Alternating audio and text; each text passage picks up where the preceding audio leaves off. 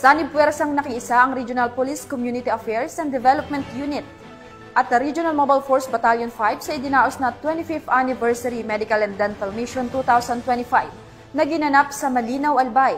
Ang kabuuan ng report mula kay Police Staff Sergeant Merculito Lovendino Jr.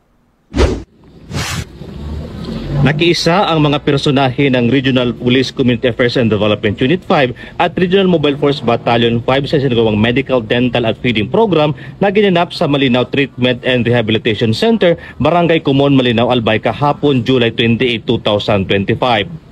Ang naturang outreach program ay handog ng MTRC bilang bahagi ng kanilang ika-25 anibersaryo na may temang 25 taon ng paglilingkod, tuloy ang kwentong pagbabago sa pangunguna ni Dr. Fulbert Alec R. Gallego, Chief of Hospital 3, katuwang ang Philippine Red Cross Albay Legazpi City Chapter na tumulong upang may sakataparan ang nasabing medical mission.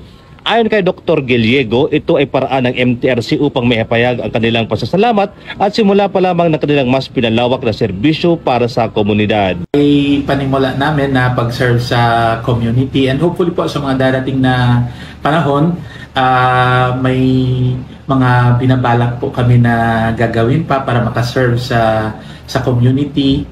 Kung may mga medical missions, pwede kaming tumulong, and then eventually po, we want also to endeavor on the application of MTRC for e-consulta package, and that is we will be providing po the basic healthcare needs ng community. Hindi naman po yung makakabot ng 25 years kung wala po ang mga men and women employees, matyaga at dedicated employees of MTRC.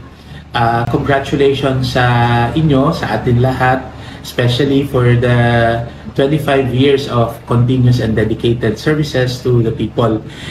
Iba't ibang serbisyo ang napakinabangan ng humigit kumulang 130 residente mula sa Barangay Kumon, Malinaw, Albay at Barangay Kinastillukan, Tabaco City, Albay, gaya ng libreng medical check-up, dental check-up, health lecture at libreng gupit na handog ng RMFB 5. Bukod dito, nabahagi rin ang libreng lugaw at mga gamot na mula naman sa Philippine Red Cross Albay Legazpi City Chapter. Isa sa mga dumalo sa naturang medical mission ay si Nanay Leonora Bongares, residente ng Barangay Kumon, Malinaw, Albay.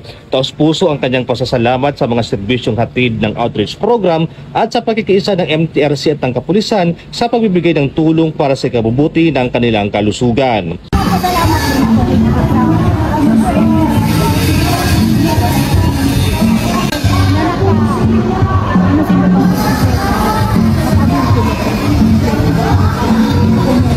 Ang Philippine National Police ay patuloy na makikiisa sa iba't ibang ahensya at sektor ng lipunan sa paghahatid ng mga makabulang serbisyo tungo sa mas matatag na ugnayan ng pulisya at ng komunidad.